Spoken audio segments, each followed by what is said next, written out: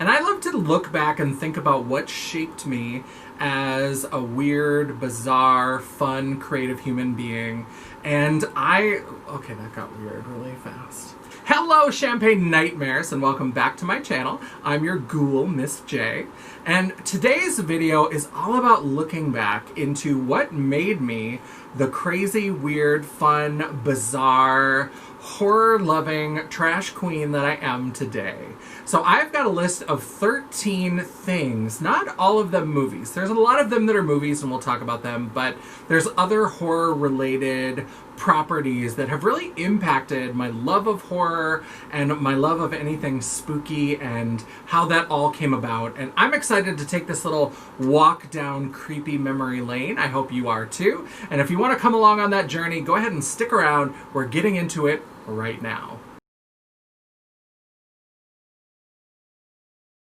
Number 1 on my list is Dark Shadows. I love Dark Shadows. I have not worked all the way through the series. I am trying. I am on episode 1062. There are 1,245 episodes. I'm getting there. I've had that damn Coffin box set for a long time, and I'm finally working my way through. But Dark Shadows is something I've loved ever since I was a kid. And it's something that, along with other things on the list, was actually introduced to me by my mom. So Mama Champagne and I kind of loved and appreciated spooky things together when I was a kid. So she absolutely introduced me to things that were age appropriate and helped with my budding love of the spooky and helped give me new creepy things to love as I was growing up.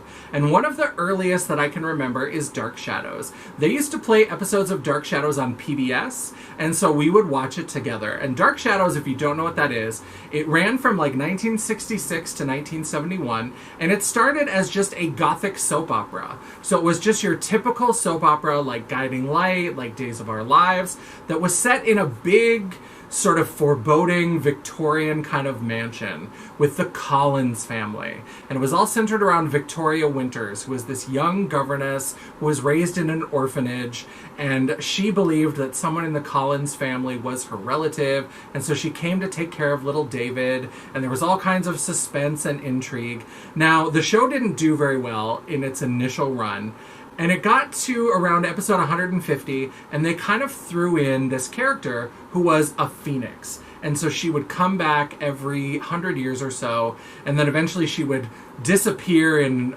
flames, and then she would come back later. And people really loved it, and they were like, oh, that's kind of fun. And then they introduced a ghost character. They had a ghost that came out of a portrait and talked to somebody. And so they're like, oh, when we include supernatural elements with all of this other gothic stuff, people really respond. And so in episode, I believe it was 200 or 210, they introduced Barnabas Collins, who was really just supposed to be there on another short arc, kind of like the Phoenix and the Ghost. And people went crazy, and they loved Barnabas Collins. And they really fell in love with that character, and he became the center of Dark Shadows, and everything sort of revolved around him and his journey. So I would watch those old episodes with my mom, and I absolutely loved it. I still watch it as an adult, and actually the horror convention that I go to, Days of the Dead, I found that by accident. I was actually supposed to go to Dark Shadows convention. I was supposed to go to a Dark Shadows festival. And there was something that happened where it got sold out. It's all these old ladies and me. And so everything is done through the mail, but you have to get the information from their website. And I sent in my check, and they sent it back, and they said, we sold out these 2 days. And I emailed, I was like, is there any way I can still come? And they're like, well, you can come for one of the days. And we're opening up everything on this other day after 7 p.m. And I was like, that's too expensive. I can't do it. I have to find something else to do, because I already had the time off from work. And I had a flight. I was like, I can just book to a different airport. And I started Googling, and I found Days of the Dead, which I've been going to now for 4 years, since 2016. So it's been a lot of fun, and I found it by accident because I wasn't able to go to the Dark Shadows event.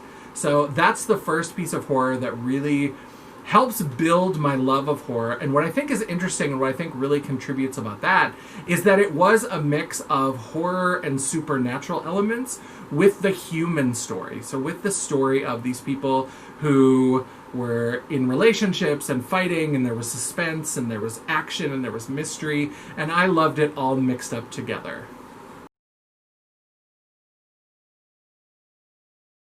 The second thing on the list is Clash of the Titans.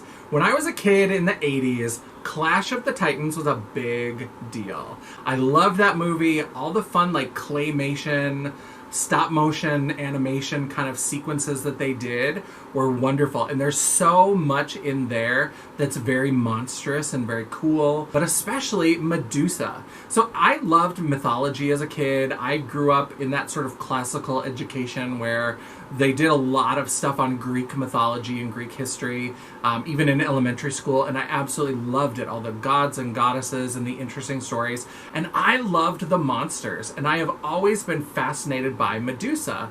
Now, as I've grown up and learned more about the history of the Medusa myth, I'm thinking about doing a whole separate video. Let me know if you'd be interested in that down in the comments, because I've thought about doing a whole video about the history and the evolution of the Medusa myth itself. And that sequence in Clash of the Titans where Perseus is fighting Medusa is amazing, and that absolutely helped kindle my love of monster horror. So I love monster horror. I love the old Universal classics. I love, mythological monsters, Medusa and the Minotaur and all of those kinds of things. So I absolutely love monster horror, and a lot of that can be attributed to Clash of the Titans. You have Medusa on your shirt. I do. She's right up there next to the horror. Oh, there you go. Can you see it on camera? You can see just the little top of it, so you might not register it as... Oh, yeah. Yeah. Raise my titties up.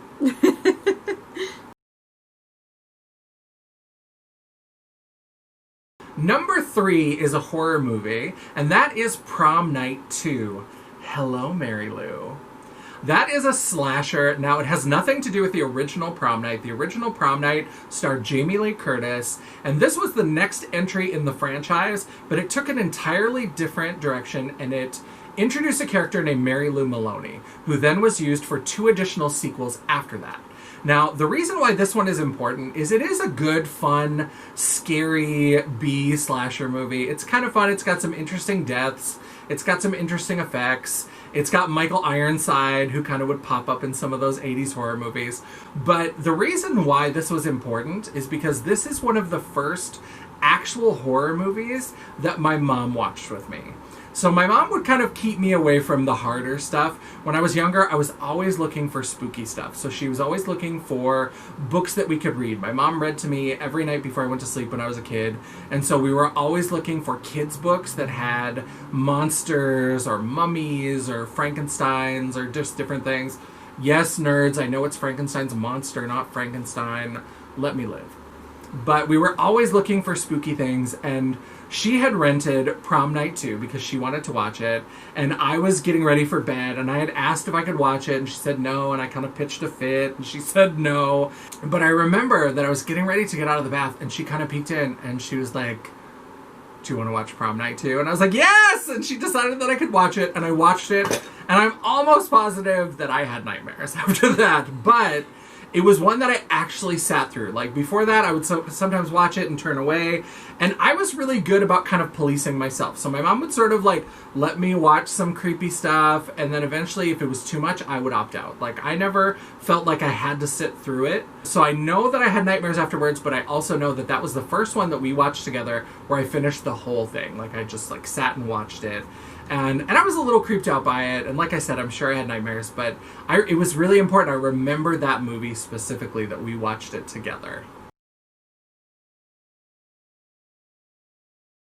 Number 4 is a series of horror books, and that, if you are about my age, so I'm 42 years old, and if you were into creepy stuff when you were a teenager, then come on now. Goosebumps ain't got nothing on Fear Street. Before R.L. Stine wrote the Goosebumps series, he wrote a long series of books called Fear Street, which were young adult novels that featured this town. I forget what the town was called, but there was a street called Fear Street where all the creepy shit in town seemed to happen. And so sometimes it was people from the other parts of the town that would travel to Fear Street and weird shit would happen, or people who moved onto Fear Street or whatever. And what I liked about those books is that it was an interesting mix of sometimes it would be actual supernatural things. So sometimes there would be a ghost or there would be some sort of monster or something that wasn't easily explainable that happened. And sometimes it was just a weird, creepy neighbor next door. So they Scooby-Dooed it every once in a while, where it would just, you'd pull off the mask and it was like, oh, it's the grumpy old caretaker. So they did that about half the time, but about half the time it really was supernatural. And so I liked that going into the book, you never knew if there was going to be a real-world explanation for it, or if it really was going to be a supernatural problem. So I really liked the way that he did those Fear Street books. Goosebumps, I was too old for Goosebumps anyway by the time that they came out, but they got nothing on Fear Street. I love Fear Street. I think they were great. I also love the books by Christopher Pike. He didn't do a series like that, but he did a lot of those young adult horror novels, and I read those like crazy. And I have most of them at home. I think I have almost all of the Christopher Pikes, almost all of the Fear Street books. And I need to go back and reread some of them because they were just fun. They were scary and spooky, and they were a good time. Number 5 on my list is Nightmare on Elm Street 3: Dream Warriors. So this is one that I remember for a couple of reasons. The first one is that it was one of those movies that terrified me. So my brother had rented it and he hadn't actually rewinded it. And I remember that I was sneaking downstairs and I pushed the tape into the VCR and it kind of came up at the end screen. And if you've seen the end of Nightmare on Elm Street 3, you know that there's a little model house, paper mache or popsicle stick or something of the Krueger house. And then all of a sudden a light comes on in one of the windows. And I remember seeing that and being terrified. So I knew I shouldn't watch that. Then a couple years later, I went back and I watched the movie and I loved it. And I think what's really interesting about that movie is that instead of a bunch of teenagers just being picked off one by one and they're all kind of doing their own thing and then there's a final girl, it had a really different, interesting dynamic in that all of the teenagers sort of worked together. They all knew that they were facing Freddy, and they became the Dream Warriors. And so it had a different sort of feeling to it. It wasn't that sort of isolated individual kind of thing. It was much more of a group dynamic of, hey, we can work together. And yeah, it didn't work out so well for some of them. Some of the Dream Warriors did not make it to the end. But unlike a lot of horror movies, there wasn't just a final girl. I think there were 4 of the teenagers that all survived to the end. So I thought that was really cool, and it really made me think about how you can play with those conventions of a slasher film to make a really interesting, compelling kind of story structure.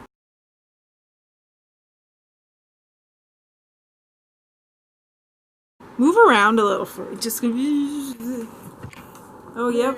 Ooh, ha. Yeah, this is doing. Okay. Yeah. Number 6 on my list is Carrie. I love Carrie. I love the book. I love the original with Sissy Spacek. I love the remake with Julianne Moore and Chloe Grace Moretz. I just love Carrie. I'm one of those filthy heathens that I will love a remake just as much as the original. I think they both did really interesting things, and I love them both, so suck it.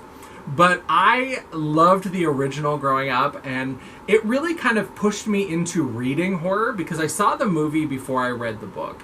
And I saw the movie and I thought it was great. And there's something about that original Carrie that seems like an after-school special. So as you're watching it, it seems like it's going to be this cute, sweet after-school special of, oh, poor Carrie White gets bullied by the kids in her high school. And so another girl from high school decides to be nice to her and gets her attractive, popular boyfriend to ask Carrie to the prom. And it seems like it's going to be this after-school special. And if they had ended it where she goes to the prom and they're dancing together, it would have been. That's what it would have been. It would have been like a cheesy kids' morality tale. And then, of course, the blood and the destruction and the rampage, and it just goes off the fucking rails. And I love it. What I think is interesting is that that movie has a very different Carrie White than the book.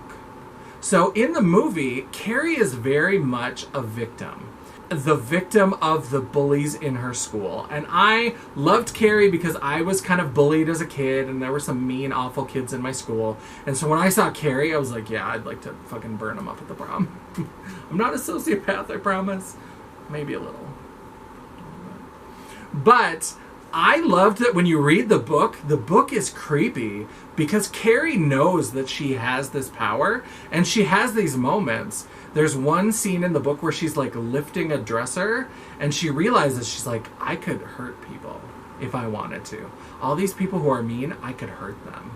And actually what happens in the book is a little bit different than what happens in the movie. So at the prom, Carrie gets the blood dumped on her, and she just freaks out and starts killing people right there. In the book, it doesn't happen that way. In the book, Carrie gets the blood dumped on her. She's crying. She's embarrassed. She runs out of the prom, and she's sad and humiliated. And then she's fucking mad.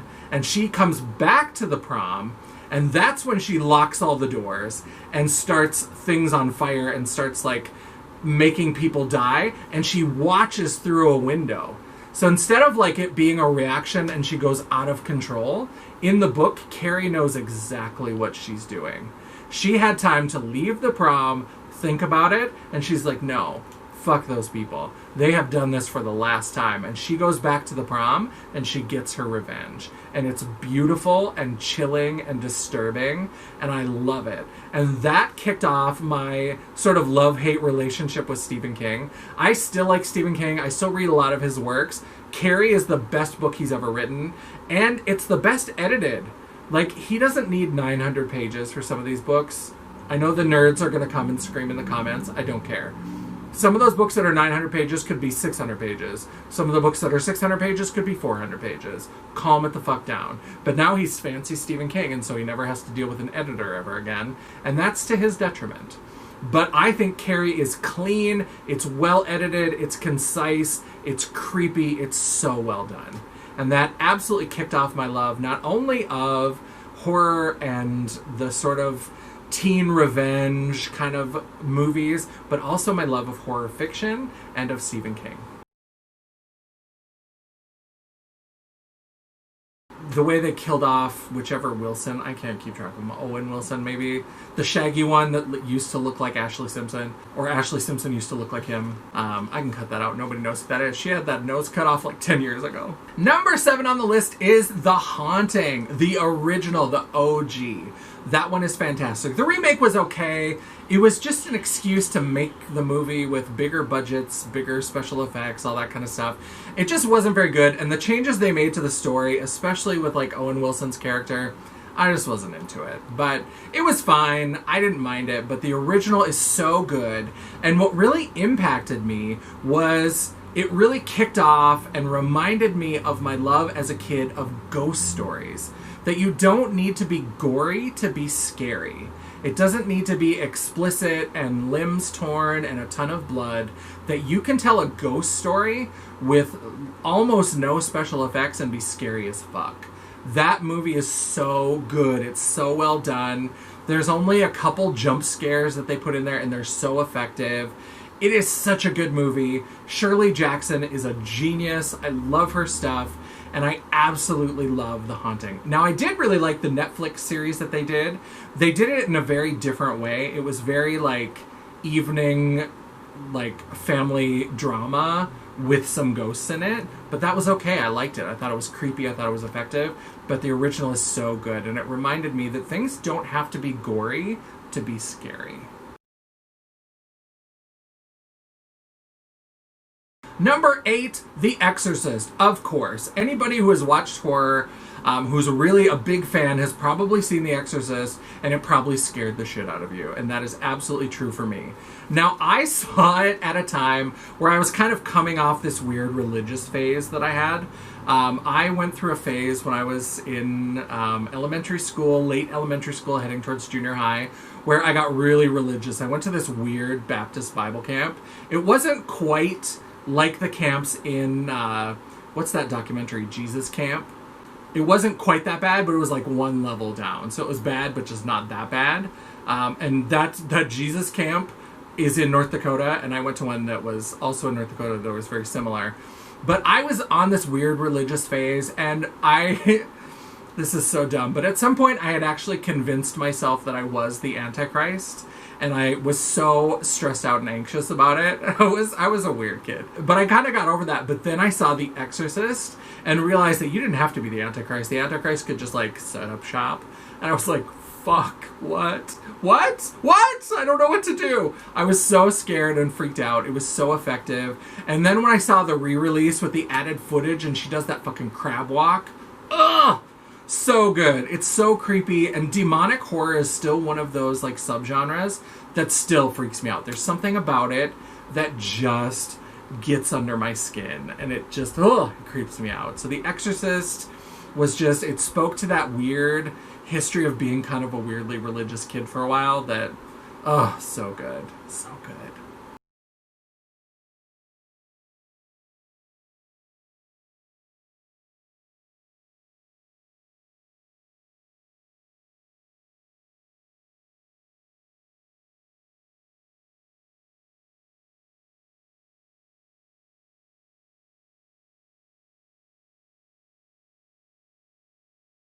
Number 9 on the list is actually more of a thriller than a horror movie, and it is the movie Eye for an Eye, which stars Sally Field, and the actress who played her daughter played Dorothy Jane Torkelson on The Torkelsons. I can't remember what her name is, I just remember she was Dorothy Jane. And that movie really sent it home about the idea of real-world horror. That you don't need a monster, you don't need a zombie outbreak, you don't need a ghost. That sometimes the thing that's the creepiest is just fucking people.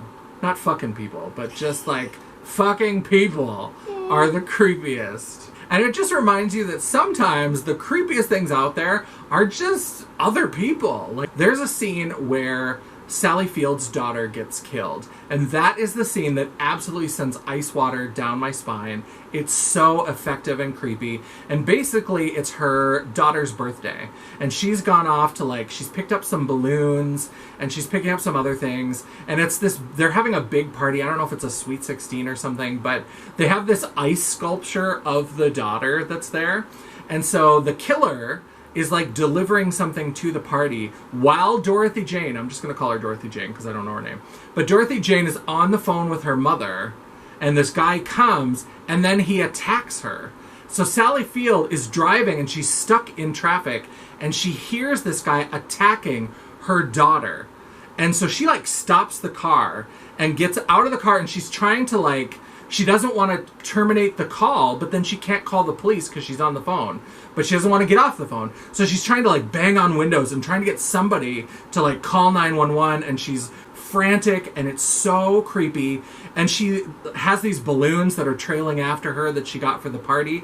And all of a sudden she trips, and while she's off the phone, that's when the guy picks up the ice sculpture and he kills her with the ice sculpture. And when she gets to the phone, she doesn't hear anything, except then he picks up the phone and she hears his breathing, and then he hangs up the phone.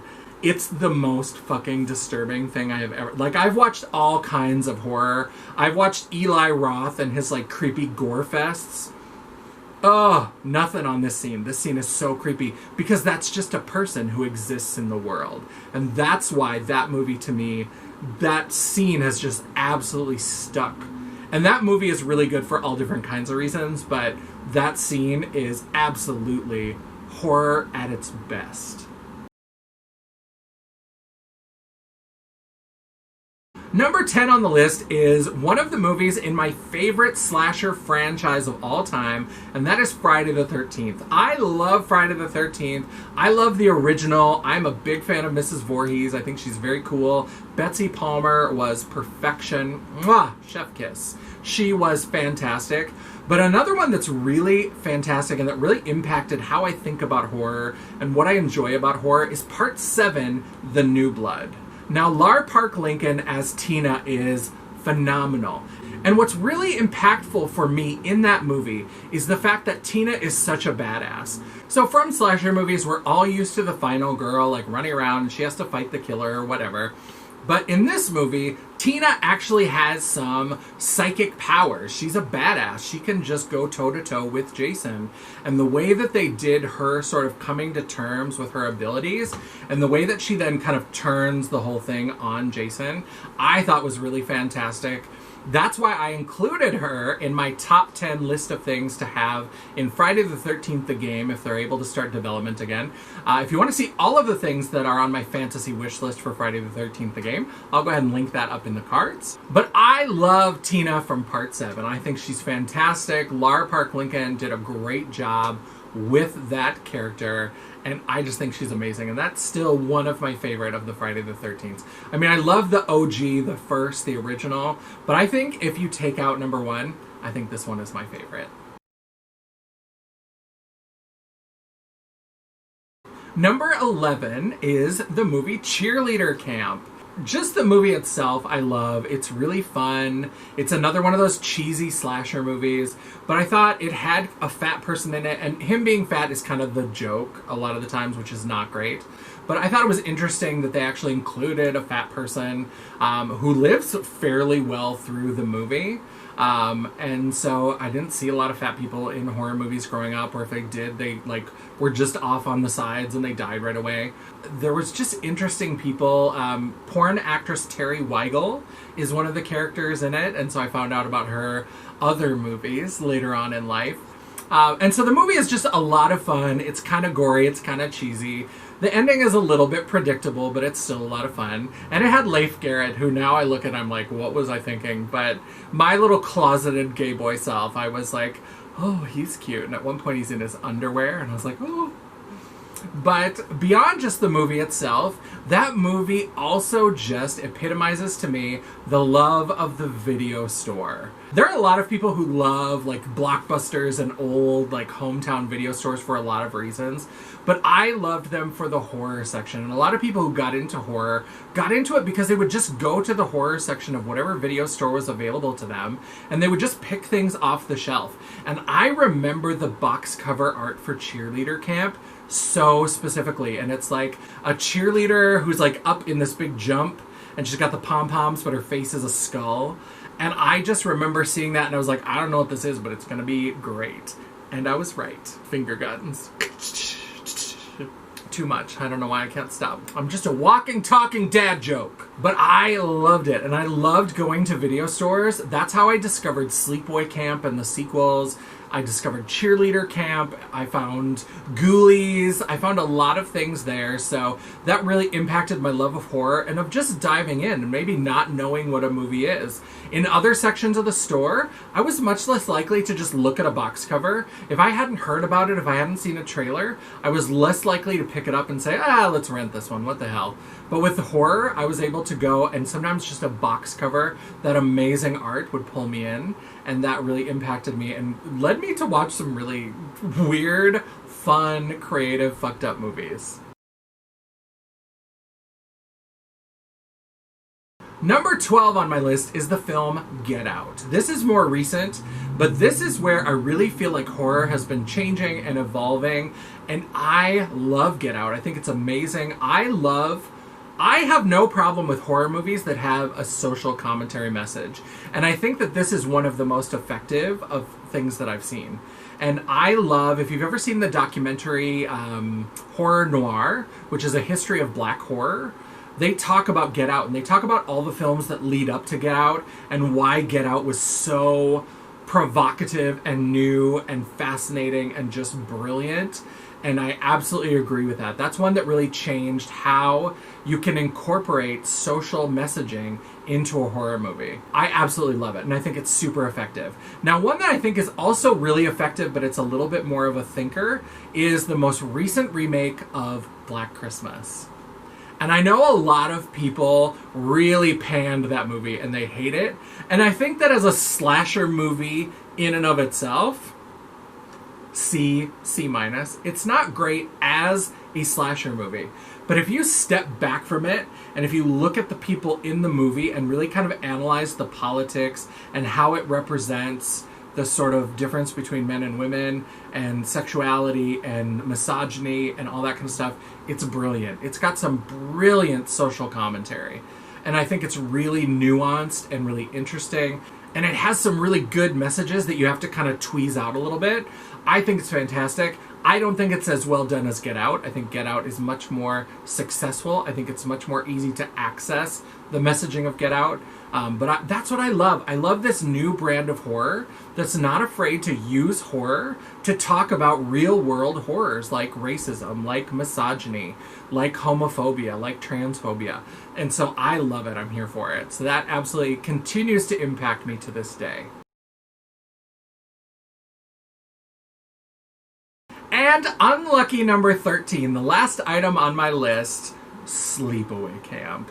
I have talked about Sleepaway Camp before. I am obsessed with Sleepaway Camp. I have been obsessed with Sleepaway Camp for years. Now, if you haven't seen it, I'm going to spoil the ending for you. I mean, it came out like fucking 40 years ago, so like, get on it. If you were going to watch it, you'd have watched it by now.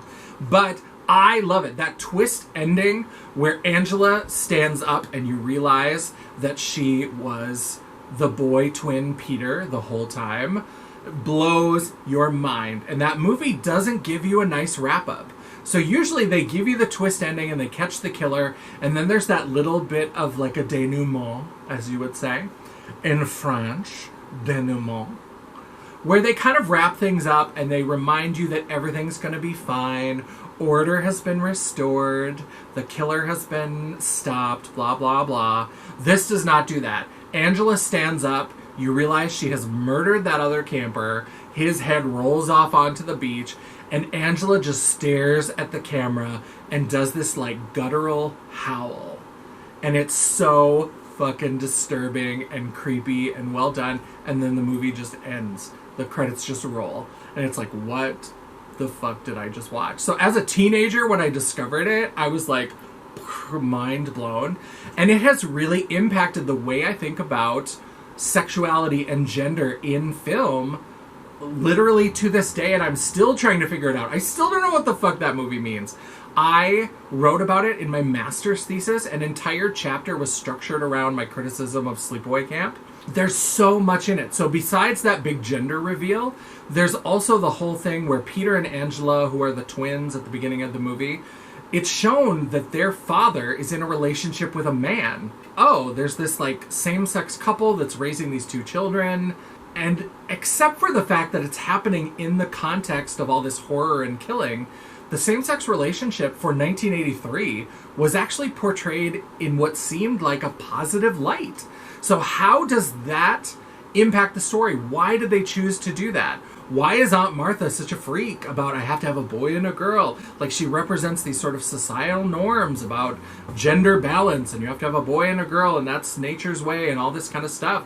And I have really kind of come to the conclusion, and again, my thoughts on this movie are always changing, always evolving, and I think Aunt Martha is the villain of Sleepaway Camp. I think that all of the things that happened in Sleepaway Camp would never have happened if Aunt Martha hadn't intervened and forced Peter to take on the identity of his dead twin sister, Angela. So I am fascinated by it. The sequels are very dismissible. They're very transphobic. But I think that the criticism of transphobia for Sleepaway Camp is really misplaced. And now, I'm not going to tell anybody how to feel. You feel how you want to feel. And I'm not saying that people can't be offended by it. But I don't think that the transphobia is... I don't think that it's just, objectively there. I think in the sequels it's absolutely there. You can make the argument that these were designed in a way that is transphobic. And some of that has to do with just how do you make a sequel out of a movie that ends the way that Sleepaway Camp did. Because you have to, if you're going to have the same killer, you have to explain, okay, what happened after this point? How do we, resign? You can't have that reveal more than once. So they just kind of came up with this quick backstory, and it ended up being really kind of transphobic and gross. But the first movie, I think, is more just about being a commentary on sex and gender and sexuality. And so while I certainly honor anybody's feelings if they feel offended by it, I don't think that it is objectively transphobic. And I think that there's a way to read that entire film that is very compelling and actually speaks against sort of gender normativity. I think Aunt Martha is a representative of enforcing gender norms on children, and that this is sort of the result, that it becomes a danger to society to force them into these gendered categories. So I think I'm still thinking on it. Through Days of the Dead, I've been lucky enough to become friends with Felissa Rose, who played Angela in the original film, and she and I have talked about it, and I know they're working on a documentary about that character called Angela, which is sort of a documentary about the whole Sleepaway Camp series. And she and I have talked about it and what she would like to see in like a prequel or a remake and all that kind of stuff, and I just think it's fascinating. I am so caught up in the weird sex and gender and sexuality politics of Sleepaway Camp. So those are 13 things that have impacted my love and my understanding and my enjoyment of horror. I hope you enjoyed them. I love it. I love horror. I love the whole horror community. I love picking apart and talking about it. So I hope that you loved it. If you did, make sure you give it a thumbs up down below. If you hated it or you disagree with me, give me a thumbs down. I'll take the engagement. The algorithm doesn't care either way. While you're down there hitting that thumbs up button, don't forget to subscribe and also hit the bell icon so that you can get notified of all future uploads. If you'd like to chat, banter, or commiserate between uploads, you can always find me on my social media, which will be linked down in the description box, as well as a link to my website, The World of Champagne, at janessaj.com. Thank you so much for watching. I love all of my little nightmares, and until I see you again, bye.